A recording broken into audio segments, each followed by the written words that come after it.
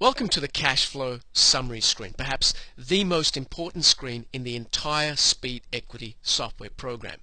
When you were in the loan term comparison screen, that showed you the end goal. It showed you how much time and interest you're going to save by being on this program. This screen is going to help you to achieve the end result as shown in the loan term comparison screen. Now, let me briefly go through each of these rows, which are very self-explanatory. For example, the original P&I loan balance. So we started this particular account in 2005 in January, and it shows that these are the loan balances for that P&I loan for every single month. And then the original credit limit approved for the HELOC, very straightforward. The HELOC interest rate, and you'll see that I entered 9%, and you also have the option of changing that interest rate for the HELOC if and when it does deviate from what you originally entered. Now, moving along, amount injected into the P&I loan. Now, we're assuming we're exercising option 2, where we've got a smaller HELOC in a second lien position. Here's the original amount that was injected into the P&I loan, which is $6,000, and we don't make another injection in this example until May of 2005, and that was for $9,987.32. Whenever you see this A, that is the optimal amount that you should inject from your HELOC into your P&I loan if you're exercising option number 2 to maximize your time and interest savings. Moving along, we have the total income that is coming into the plan every single month. Here it is made up of regular income as well as lump sum income. Now take a look at this. We have regular income of $5,000 for January, February, March, and then April it jumps up to $9,000. Now how can that be? Well, let's take a look. Under update details for each month, it also gives you a breakdown of all of your income, all of your expenses. So you can see regular income, we have the salary for Jack and Jill, and then we have that yearly tax refund of $4,000 coming into the system, and that's what shoots up that regular income for that month up to $9,000. So the frequency, as I mentioned, is very important because it's going to give you very accurate results. And then we're back down to a $5,000 monthly income, and then look at this. In June, that income drops down to $3,000 for June and July. Now why is that? Remember the tutorial for the regular income screen where I showed that in this example there was a 2-income household, and Jack, he worked from January of 2005 and he continued work until May of 2005, and then he took 2 months off. So here we have a 2-income household, and then it dropped down to a 1-income household for the months of June and July, and then it was back up to a 2-income household for August and continued all the way until January of 2030. So again, the frequency of your income and expenses is extremely important because I want to make sure that the results that you get using the Speed Equity software program are as accurate as I can make them. Next, we move along to regular expenses, and you'll see that the regular expenses also fluctuate every single month. Why? It's based on the frequency of your expenses.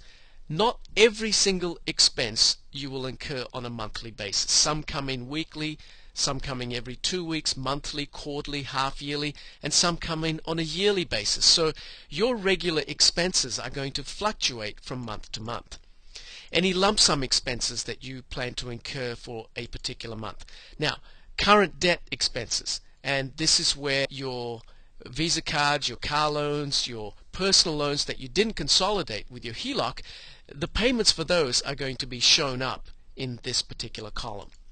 Your P&I loan payment or your primary mortgage payment, that's also going to be shown here. And then finally, the total expenses for each and every single month. Now, based on the debt, all the income going in, all the expenses coming out, the program then says here's how much interest you're going to be paying for that HELOC, and this is the magic number that we are chasing, the closing balance for the HELOC for each and every single month. So let's focus on this particular month here. That's February of 2005, and it shows that the closing balance we're aiming for, the forecasted closing balance, is $2,758.03. That is the closing balance.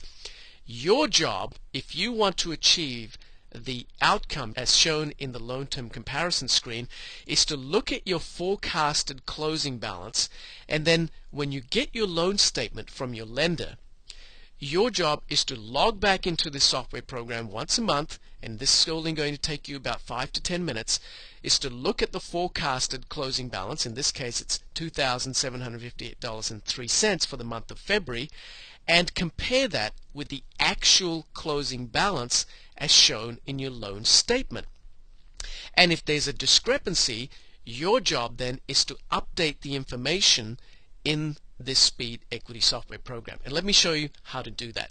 So here we have the closing balance for the month of February, which is $2,758.03. And remember, the closing balance for month becomes the opening balance for the following month. And let me show you how that is. So here's the closing balance for February, and that becomes the opening balance for the month of March. Your job will be to make sure that the opening balance is accurate. So you would then click on Update Details for March, and here it is again.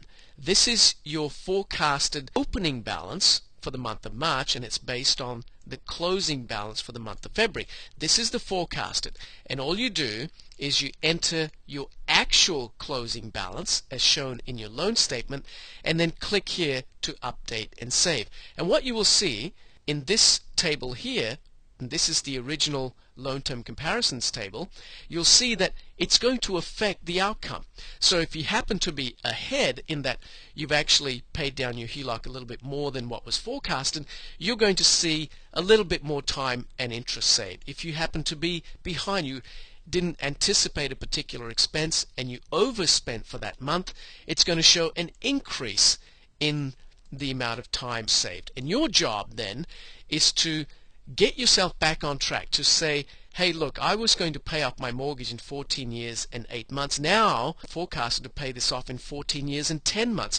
What can I do to bring myself back on track so I'm going to pay this off in 14 years and 8 months? That is the power of having these monthly benchmarks to aim for, so you know where you're going and where you should be in every single month with your closing balance, so you can achieve this particular outcome. And finally, what you can also do, you'll see here that we have the interest rate for the HELOC, and in this case it's 9%. So if your interest rate happens to change for your HELOC, and remember we are here in March of 2005, if I change that to 6%, let's say, then the program will say, as of March of, in this case, 2005, the interest rate for the HELOC is going to be 6%, and the software is going to use that interest rate to calculate all of the future projections. There is no other software program that allows you to change the interest rate for the HELOC midstream and then continue to make adjustments as it pertains to your circumstance. That, ladies and gentlemen, is the cash flow summary screen. This is the screen that is going to help you to achieve the results as they are shown in the loan term comparison screen.